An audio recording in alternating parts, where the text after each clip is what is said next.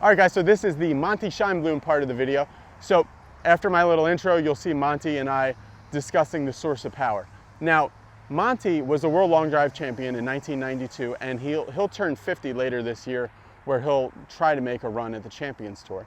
He's playing mini tour events and things like that around the country now. So Monte is really fantastic because he has this great history in long drive, and also played at Q School a bunch of different times and on the web.com, so whatever, I think it was the Nike Tour at the time. So he's got a great history in professional golf, but really Monte's greatest attribute is that he's such a fantastic communicator of feels. So when you watch this, I want you guys to really listen to the first part of it. He's going to absolutely, in my mind, completely convince you that power is not, by and large, coming from faster and faster hips and faster body rotation. You are putting yourself at a major disadvantage, I believe, if you're running the show with your body and your hips. I think you're going to have a lot more success letting the lower body react to what the upper body's doing. It sounds crazy, but these guys will make a fantastic case for it. So, and then also in Monte's video, I want you guys to watch the part where he talks about the move that he felt in 1992 that actually won the World Long Drive Championship for him, what he was feeling. I think he was about 26 at the time, 27. So the feeling that Monte had that hit that winning long drive for him, that was, at the time, he thought, this is not gonna work. It's crazy, but it's the only thing that's making the ball go far, and that's what I get paid to do, so let's just do it. Later on, he got into the actual kinematics and the actual data of why this move works so well, and that's why he's become such a great and sought-after teacher. So here's Monte and I talking about the source of power, where power actually comes from. Hey everybody. All right, so Monte and I are going to be talking about power and where speed and power are kind of really generated, like where the most amount in your body can be kind of like, if you're drilling for oil, like where you would get the most. First of all, what is there a difference between speed and power in the golf swing, or is it all speed? Speed. Who cares how powerful you are? Right, exactly. I mean, yeah. It's okay. People use those terms synonymous, and that's fine. Yeah. You know, but power connotates this is powerful. Yes. And this isn't where club head speed comes from. Well, that's what we're going to talk about. So, I know that in the time when I was first learning golf, which has only been about 13 years, everyone said, "Oh, you don't want to be handsy. You don't want to be armsy." That's true, though. That is true. You want it to come from your biggest muscles. Okay. Yeah. It's all incorrect. Okay. Okay. Look, number one, if I was playing tennis left-handed or throwing a frisbee, how much luck am I going to have going like this? Yeah. Not much. Okay.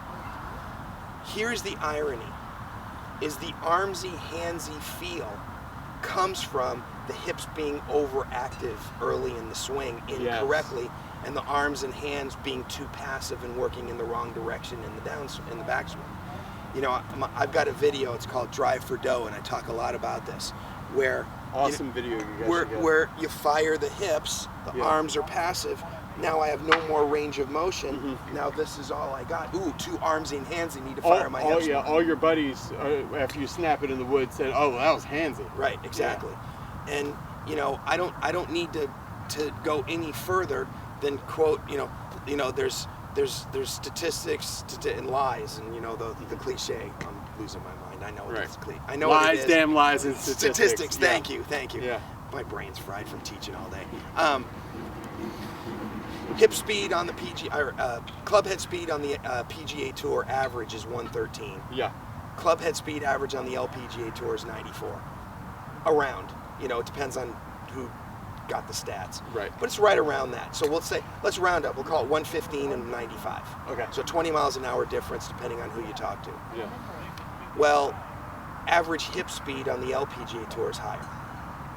So what does that tell you about?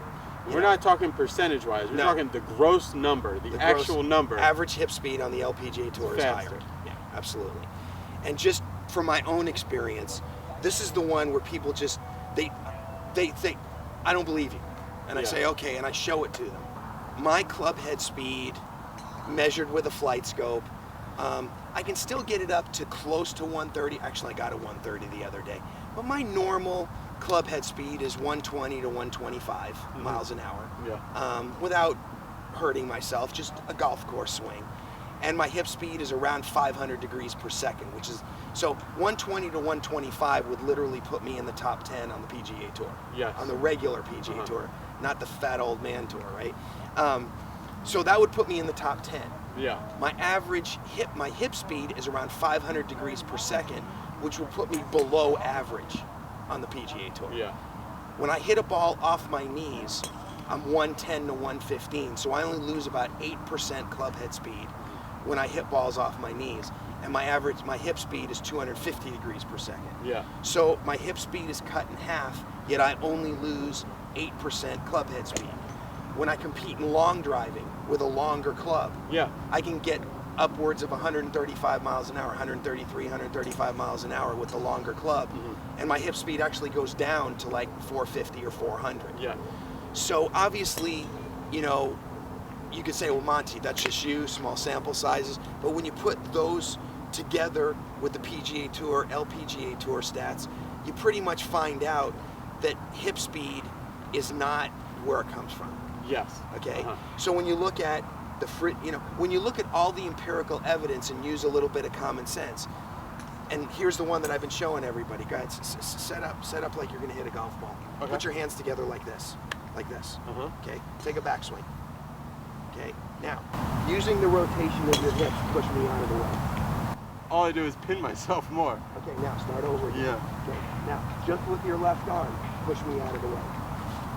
I can do it, Okay, so, when you look at kinematic sequence charts, which is all the rage now, kinematic sequence charts, you see very, very flat, very minimal hip acceleration curves, and you see these huge left arm acceleration curves.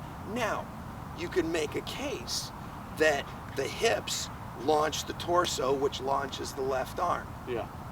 And not completely untrue.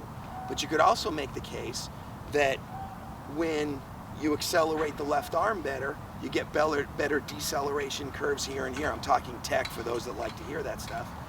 When you accelerate the left arm more, you get steeper deceleration curves here and here, which all the experts will tell you, the steeper your deceleration curves are here, the better. So it works backwards and forwards. Yes, the hips play their role, but it's not where the speed comes from.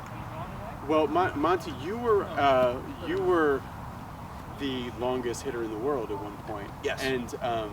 And along with that, had one of the highest club head speeds. What was your highest ever recorded? Well, you know, I don't know exactly, because back in the early 90s, the machines weren't that accurate. Okay? So in the late 90s, Titleist and Callaway had these $1 million machines that were probably as accurate as the $25,000 TrackMans are today. So when I was in the late 90s, when I had gotten into my early 30s, I was still, you know, over 140 when I was swinging as hard as I could, but I had lost some because I had toned my swing down. My guess is I was probably around 145. So when you think about the drive that won the World Long Drive Championship for you, and what you were feeling in that moment, but more just in that period of time. I can tell you what I was feeling in the moment. Okay, which goes against everything everybody's ever been told. I tried to stay behind the ball, which, you know, that makes some sense. I tried to dump this right wrist angle as fast as I could from the top. So you're here, and you're trying to do this fast. You're certainly not doing this, So the point of this video, guys, is two parts. I really want to convince people, World Long Drive champions like Monte, guys like Jeff Flagg who's participating, guys like Tony and Bobby who are participating, that the speed you're going to find, the most speed you're going to find, is not going to come from the lower body, and it's a tough sell for people. But well, no, okay, it's an easy sell here. Just take a golf club out of your hand and take your left arm. We need a head cover for this. I got it right here. Graciously provided by Rose and Fire. Okay. Yeah. So, take a backswing. Okay. Okay. Now, just using your left arm, whack the head cover as fast as you can. Okay, don't move anything else. No. Okay. Now, you hit that thing pretty hard, didn't you, with lots of speed, right? Yeah, I can feel the blood in my hand. And look, and people see on the video, it pulled your hips around, right?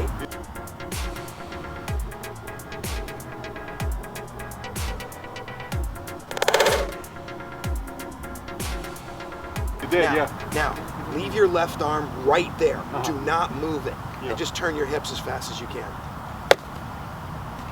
Not nearly. No. Not no. even close. No. Not half. I mean, the first one, I felt like the fingertips were gonna explode. Okay. Yeah. Okay. Less than half the force. Would you agree? Yeah, yeah. Absolutely.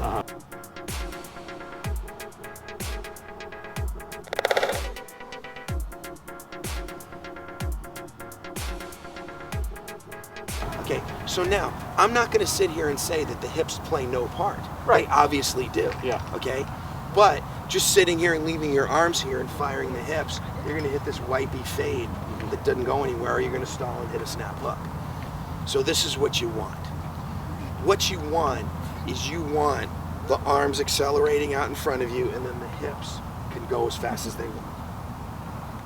So, one of the guys I've been talking to recently talks about how Nicholas, who is a very long hitter, would feel like the club would get to the ball before the button's on his shirt. Absolutely. Tiger, in his famous video on Golf Channel Instruction, and it's funny when Tiger said this, he was like, this is advice that I'm doing, but I don't think anybody else should do it. But I think it's more universal than Tiger was thinking.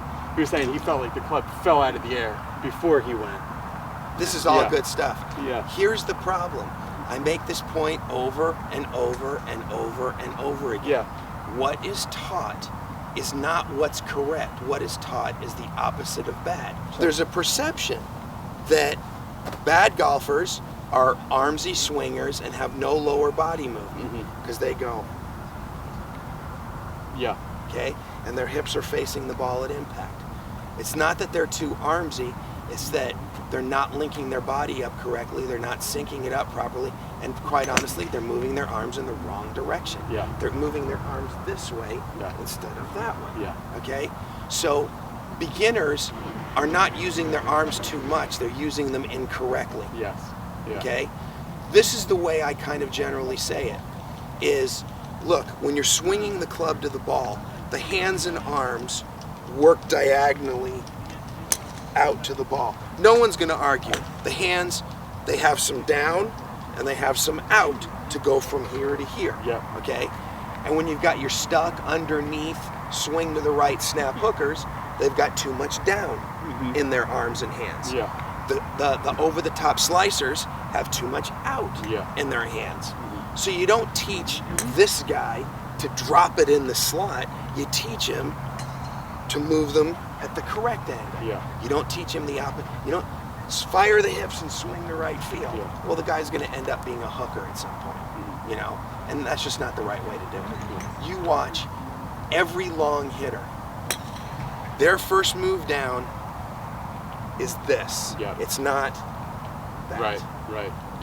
Yeah, and this bears, this is proved, to me anyway, with the My Swing thing that we've used, whereas it's called left arm adduction, I think. So it's basically how pinned you are, and the best players in the world are from the top, getting this more away from their chest on the way down, and me, when I was struggling, get more and more pinned on the way down. Right. Yeah.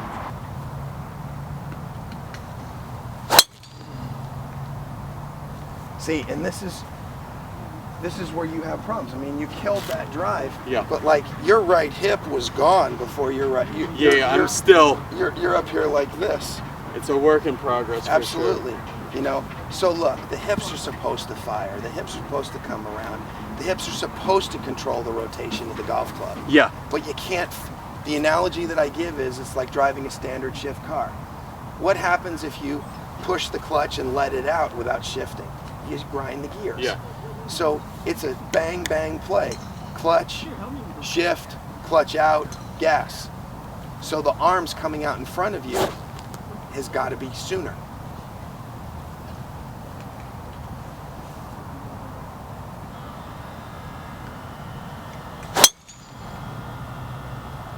That was probably a better body move. It was. I'm not used to it, so. All right, last See, one. this is how you know. When you're a lower body firer and your arms are nice English. Yeah. When you start making mistakes, you start hitting pulls instead of hooks. Okay. Yeah. See, that was a pull. That wasn't a Yeah, hook. it wasn't spinning anyway.